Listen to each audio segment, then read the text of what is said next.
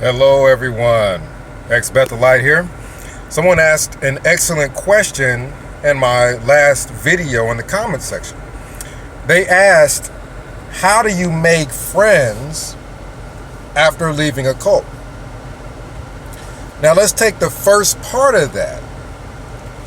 Not just how do you make friends, but after leaving a cult, what needs to happen to make friends? Well, partially, there needs to be an adjustment in thinking, because you're accustomed to everyone having group think, or everyone thinking the same, right? You go in the Kingdom Hall, you just start shaking random people's hands. Everyone talks about the Watchtower, field serve. Everyone is basically on the same topics at the Kingdom Hall for the most part.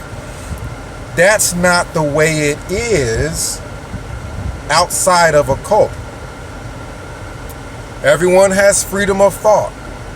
Everyone is into different things.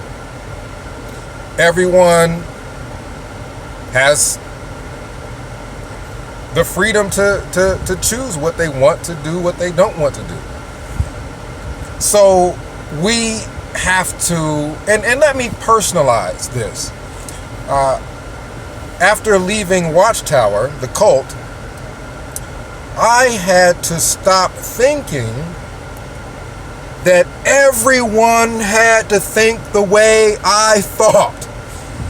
If I'm in a group and someone says something that doesn't match up with my thought process or is different from how I believe, unlike how we were trained in the cult, we don't have to engage that person for the purpose of a debate. We don't have to argue with everyone. Again, I'm personalizing this.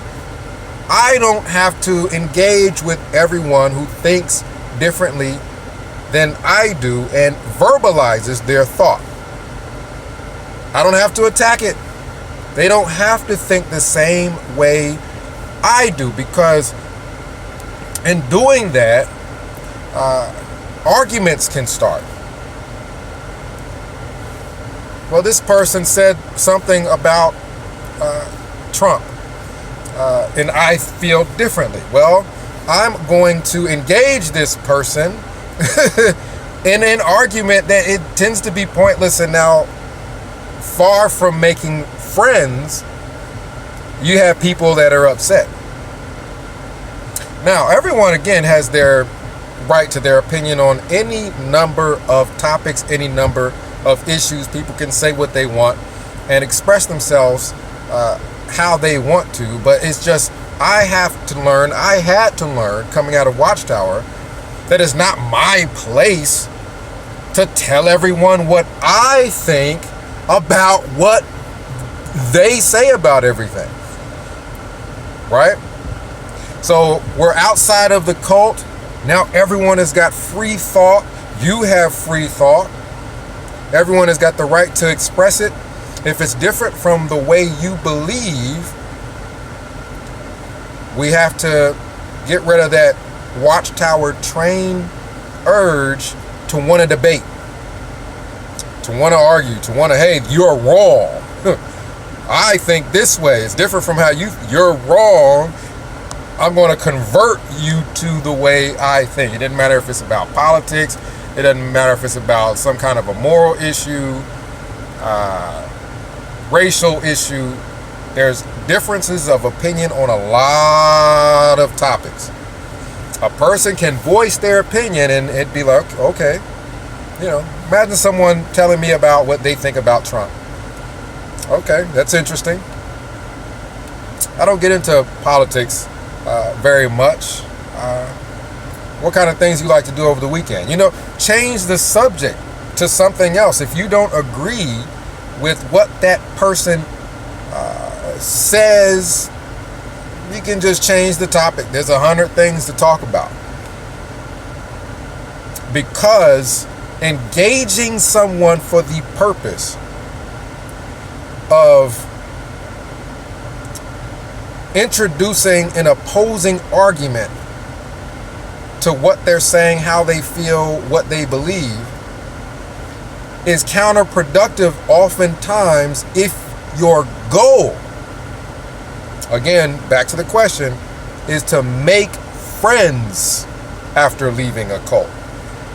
You have plenty of people you can argue with, but if the goal is not to just argue with people, but to make friends after leaving the cult, then you don't agree with someone, just change the subject, talk about something else. Nod, listen, be friendly, go on to the next topic. And that also is another key in making friends in general, is being friendly. I'm probably, me personally, in my daily interactions with people, am like 100 for 100. Like, it works every time, virtually, unless the person is in a really bad mood and something probably happened.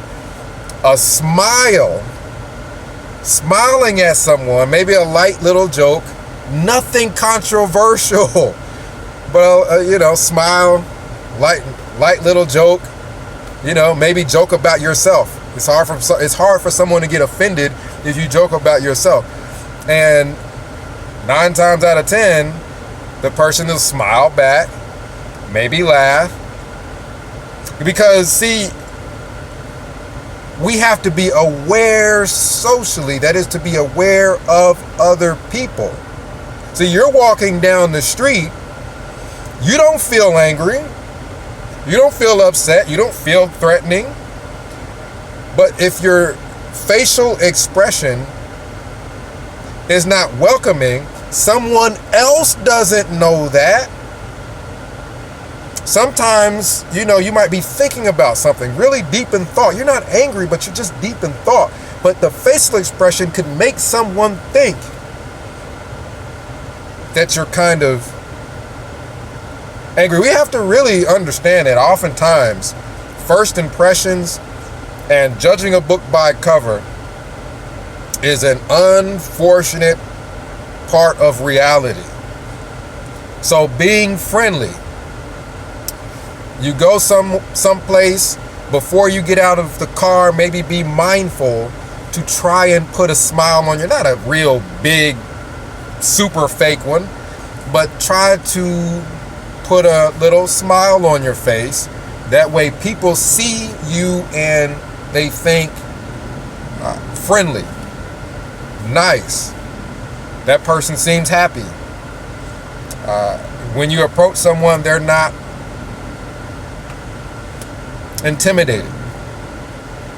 See, so I just tested it before I came to this to do the video.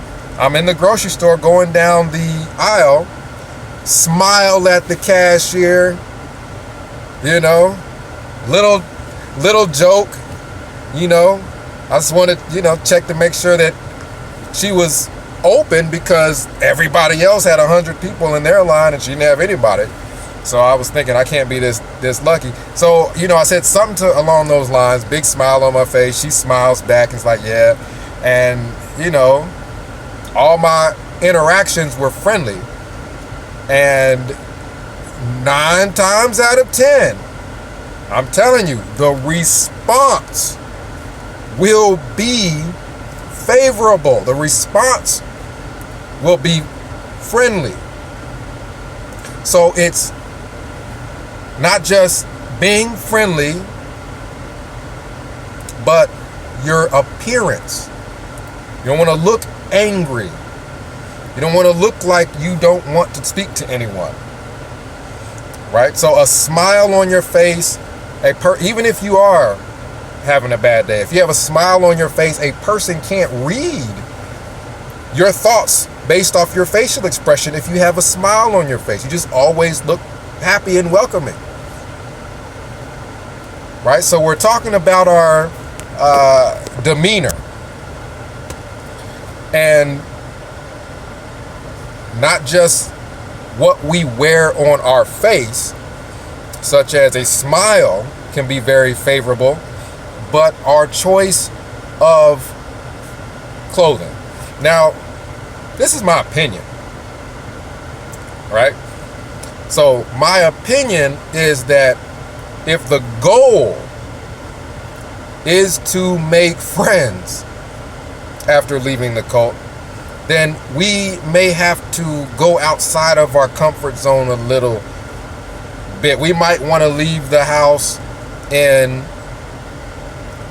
I have the same habits. Just leave with a t-shirt on and shorts and some flip-flops and go do whatever. However, the way you appear to someone has a lot to do with your interactions and how they'll respond to you. I get a vastly different response when I'm out in t-shirt, shorts, and flip-flops versus, let's say, a dress shirt and just some slacks and some gym shoes. I mean, nothing major. We're not dressing up. But if I'm mindful of what I have on, I notice a huge difference in how friendly people are back to me. We don't want to leave the other person. It's about being socially aware of other people. We don't want the other person to have anything negative to think about us. So if they see you and they see a smile, they see that you have a haircut or your hair decent, presentable, and you have your facial hair presentable, they don't, and you have a smile on your face, there's nothing negative for them to take from that person first impression, the visual first impression. There's nothing negative. You don't want to leave anything negative because as humans, a lot of us are just judgmental. We see someone and we think we have figured something out about them based off what we saw or what they're wearing or their facial expression. So you don't want to leave anything in no gray area, right? This is a young man or a young lady walking down the street. Seems to be happy. She's got a smile on her face. He's got a smile on his face. Nice clothes on. Not thinking nothing negative about him, right? So, facial expression, appearance, hygiene, big. Hygiene is big. Because let's just put it this way, people really don't like being surprised with any kind of bad odor or anything to that effect. And if they are, and if that's the first impression, it is very hard to overcome that. If you go to work and you are eating onions for lunch, and then you go back around your coworkers and you've been eating the onions for lunch and didn't go brush your teeth before you went back, people are going to start thinking things because they're going to smell something unpleasant. And once they associate that with you, or not just that, once they associate something negative to you, it's hard to then erase that from that person's mind. And it'd be real hard to make friends with someone who doesn't want to get anywhere near you, right? So being socially aware is being aware of, in my opinion, being aware of, how we appear to others, how we relate to others. So obviously we want to be nice to people. And one place that I think is a good spot to make friends is work. Why? Because we're there often. You see those people often. You're going to have a lot of opportunities to make conversation, right? So while we're at work, we don't necessarily want to get involved with the drama, the gossip, or he doesn't like this person, she doesn't like that person, because that'll immediately turn some people off to friendship, right? We don't want to get involved with anything negative. We don't want to be, saying things that are controversial if it's not necessary to do so. Try to make friends. Why go around saying things that are controversial? Right? So being friendly with people at work. And I recall there were people that said, hey, let's get some people together to go bowling this weekend after work. Or, hey, let's go grab a drink over the weekend after work. Very unlikely that if you're a friendly person, you have a smile on your face, you're nice to people, you're sociable, you speak to people, not just walking by people, not saying anything, right? Once you check the boxes on being a friendly, social person with people at work, most of the time you're gonna find people that are gonna be like, sure, yeah, let's grab a drink, right? Yeah, let's get a couple people to go bowling. Start doing some social things with different people at work. So work is a good spot to make friends. It's just you want to be friendly with people at work, and you have to work with them. So let's not be controversial or anything like that.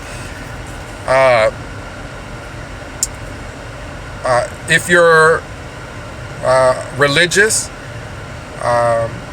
church can be a very good place to make friends. Now, keep in mind that oftentimes people go to church to worship and things like that. So there's times to make friends, and there's probably times not to make friends. If someone is there praying, it's not the time to go up and talk to them. At the hall, you don't have that.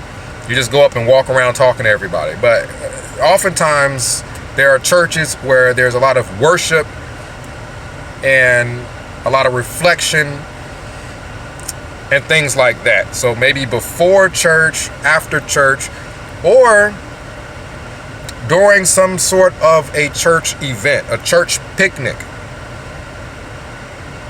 right? Sometimes you go to a new church, they ask you to stand up and introduce yourself to everyone. Once you do that, probably the people around you will shake your hand, and it's the same method. Being friendly, being presentable, no offensive odors, you're smiling, you're not saying anything controversial. If you are around and be open-minded to different age groups, different races, to make friends with people. You want to take advantage of your opportunities that present themselves to make friends. Just because a person is a little older than you or maybe a little younger than you, that doesn't mean that you can't be friends with them. So be open to those things. And if people are, around you that are older, just be careful what you say. Don't say anything disrespectful to the elderly around them or older people around them. You know what I mean? There's no point. Just be nice. Just be nice. You know what I mean? Just be nice. Because sometimes, we get to talking and we may say things and not really think about how that comes across to people. You know what I mean? Or making fun of things. Right? So, for example, the word retarded. That is we want to stay away from controversial things. The word retarded has controversy to it because we use it sometimes to say, oh, that was retarded, right? But if the person has someone that has a mental disability or a physical disability in their family, or they're just aware of things like that, that can be offensive.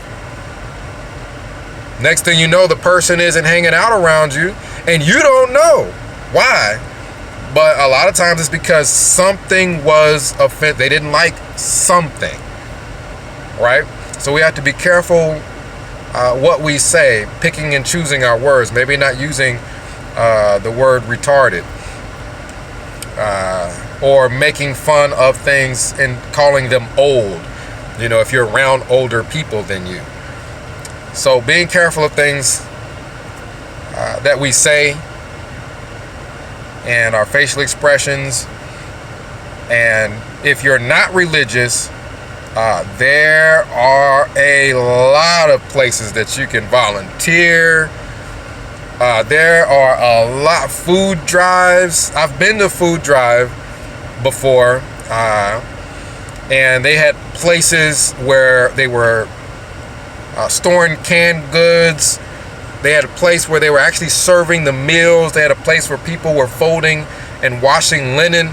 And this was all voluntary. And oftentimes you're around the same people when you're doing this. And if you're smiling and you're friendly and you're nice to them, most of the time, their response back to you will be favorable. So you're smiling, you're nice to them, you guys are already having a conversation, you're not saying anything controversial. If they say something controversial, it's not necessary to address it. Unless they're being rude, you may not want to speak to that individual if they're being rude to you. But if they say something you just don't quite agree with, you don't have to, I don't think so. You're not making friends that way. That's the goal, right? Making friends to replace your so-called friends in the cult.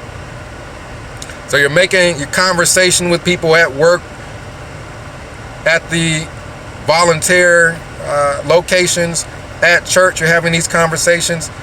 Hey, what you doing after church? Let's go grab something to eat. Hey, I heard they were having a church picnic. Are you going? Yeah. Okay, great. I'll see you there. Now you got someone to be looking out for when you go to the picnic, right? So